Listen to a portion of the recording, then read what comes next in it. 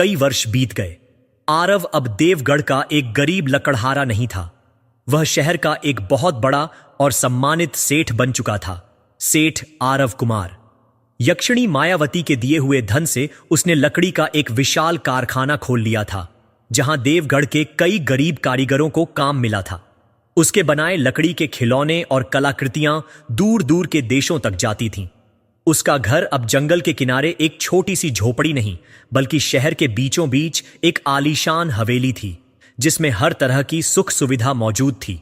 उसके बच्चे रोहन और लीला अब बड़े हो गए थे। रोहन 20 साल का एक समझदार और मेहनती नौजवान था, जो अपने पिता के कारोबार में हाथ बंटाता था।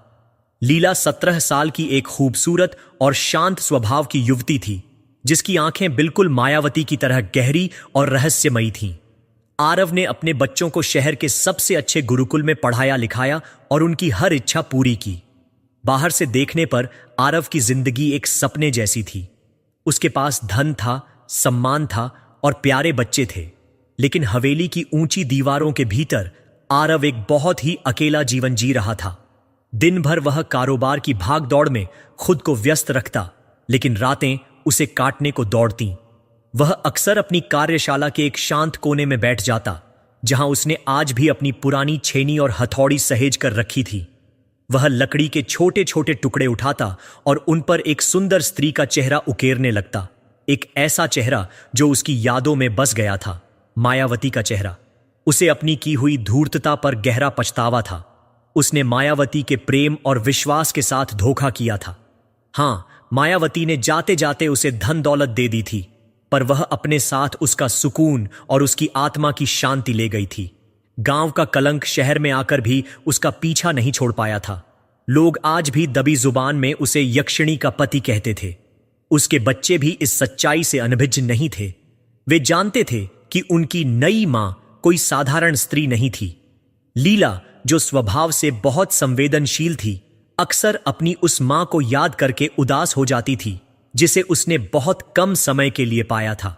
उसे अपनी मां का चेहरा धुंधला धुंधला सा याद था, पर उसकी ममता का एहसास आज भी उसके दिल में ताजा था। वह अक्सर अपने पिता से पूछती, बापू, मां हमें छोड़कर क्यों चली गई? क्या वह हमसे प्यार नहीं करती थी? आरव के पास इन सवालों का कोई जवाब नहीं होता था। वह बस अपनी बेटी के सिर पर हाथ फेर कर रह जाता और उसकी आंखों में तैरते आंसू उसके अपने दिल के दर्द को और भी गहरा कर देते। एक दिन लीला अचानक बीमार पड़ गई। शहर के बड़े बड़े वैद्य बुलाए गए, पर कोई भी उसकी बीमारी का पता नहीं लगा सका। उसे न बुखार था, न कोई और शारीरिक कष्ट। बस वह दिन प्रतिदिन मुरझाती जा रही थी। उसने खाना पीना छोड़ दिया था। उसका सुंदर चेहरा पीला पड़ गया था और उसकी आंखें हर समय किसी अनजानी खोज में शून्य में ताकती रहती थीं। वह रात रात भर सोती नहीं थी, बस अपनी खिड़की से चांद को देखती रहती और धीरे धीरे मां मां पुकारती रहती। आरव अपनी बेटी की यह हालत देखकर टूट गया। उसने अपनी सारी दौलत लगा दी, दूर दूर से हकीमों और वैद्यों को बुलाया, पर लीला की हालत बिगड़ती ही चली गई। ऐसा लगता था जैसे कोई अदृश्य शक्ति उसके शरीर से जीवन खींच रही हो। एक शाम जब आरव पूरी तरह से निराश हो चुका था, तो उसके कारखाने का एक बूढ़ा कारीगर, जो देवगढ़ गांव का ही था, उसके पास आया। उसने कहा, सेठ जी, मुझे क्षमा करें, पर मुझे लगता है कि बेटी की बीमारी का इलाज किसी वैद्य के पास नहीं है। ये कोई शारीरिक नहीं, बल्कि आत्मिक पीड़ा है। आपको एक बार पालमपुर वाले मंदिर के ज्ञानी पुजारी पंडित रामदत्त जी को दिखाना चाहिए। आरव को तुरंत पंडित रामदत्त याद आ गए, जिन्होंने उसे मायावती के यक्षिणी होने का रहस्य बताया था। उम्मीद की एक किरण के साथ वह अगली ही सुबह पालमपुर के लिए निकल पड़ा। पंडित रामदत्त अब बहुत बूढ़े हो चले थे, पर उनकी आंखों में वही ज्ञान का तेज था। उन्होंने आरव को देखते ही पहचान लिया। आरव ने रोते हुए अपनी बेटी की सारी व्यथा उन्हें सुनाई। पंडित जी ने आंखें बंद करके कुछ देर ध्यान लगाया।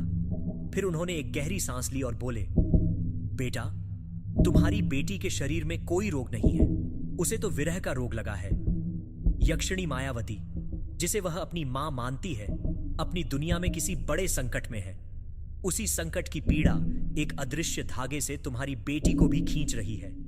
लीला का शरीर यहां है, पर उसकी आत्मा अपनी मां के पास खींची चली जा रही है। अगर जल्द ही कुछ नहीं किया गया तो तुम्हारी बेटी का शरीर आत्मा के बिना ज्यादा दिन तक टिक नहीं पाएगा। यह सुनकर आरव के पैरों तले जमीन खिसक गई। इसका क्या उपाय है पंडित जी? मुझे अपनी बेटी को बचाना है। पंडित जी ने गंभीर स्वर में कहा, इसका एक ही उपाय है आरव। तुम्हें देव वन में उसी बरगद के पेड़ के नीचे जाना होगा जहां तुम मायावती से पहली बार मिले थे। तुम्हें आज रात अमावस्या के दूसरे पहर में अपने सच्चे हृदय से उसे पुकारना होगा। यदि तुम्हारे प्रेम में सच्चाई होगी तो वह तुम्हारी पुकार अवश्य सुनेगी। आरव उसी शाम देव वन की ओर चल पड़ा। वह जंगल अब उसे पहले से भी ज्यादा घना और रहस्यमयी लग रहा था। वह उसी पुराने बरगद के पेड़ के नीचे पहुंचा और अमावस्या की अंधेरी रात में दूसरे पहर का इंतजार करने लगा। जब सही समय आया तो आरव ने अपनी आंखें बंद की और अपने दिल की पूरी सच्चाई से मायावती को पुकारा। माया, अगर तुम मेरी आवाज सुन रही हो तो लौट आओ। हमारी बेटी लीला मृत्युशैया पर है। उसे तुम्हारी जरूरत है। मुझे तुम्हारी जरूरत है। मैंने तुम्हारे साथ धोखा किया, पर मेरा प्रेम झूठा नहीं था। लौट आओ माया। उसके आंसू जमीन पर गिर रहे थे। अचानक हवा में वही चमेली की जानी पहचानी महक घुल गई। उसके सामने एक सुनहरी रोशनी उभरी और उसी रोशनी में से मायावती प्रकट हुई।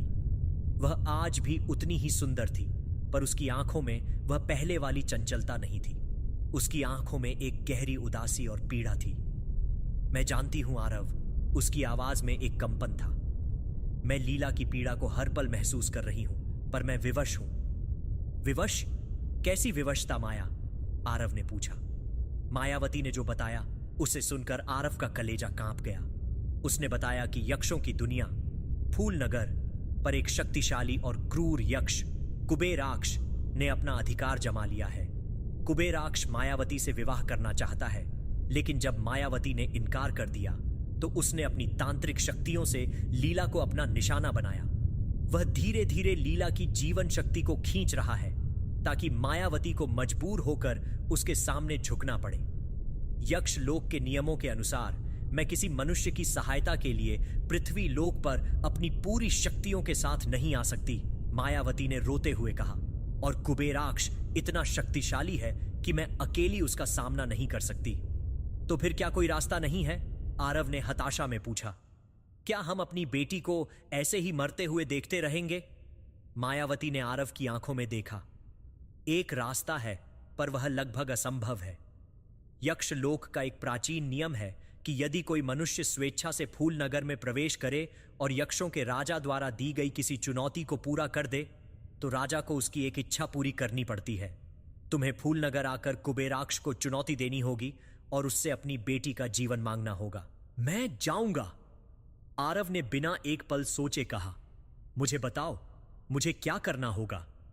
यह इतना आसान नहीं है आरव, मायावती ने चेतावनी दी। फूल नगर का रास्ता मनुष्यों के लिए बंद है और कुबेराक्ष की चुनौती कोई साधारण चुनौती नहीं होगी। वह तुम्हारी जान भी ले सकता है। मुझे अपनी जान की परवाह नहीं, आरव ने दृढ़ता से कहा। मैं अपनी बेटी और तुम्हारे लिए यमराज से भी लड़ सकता हूं।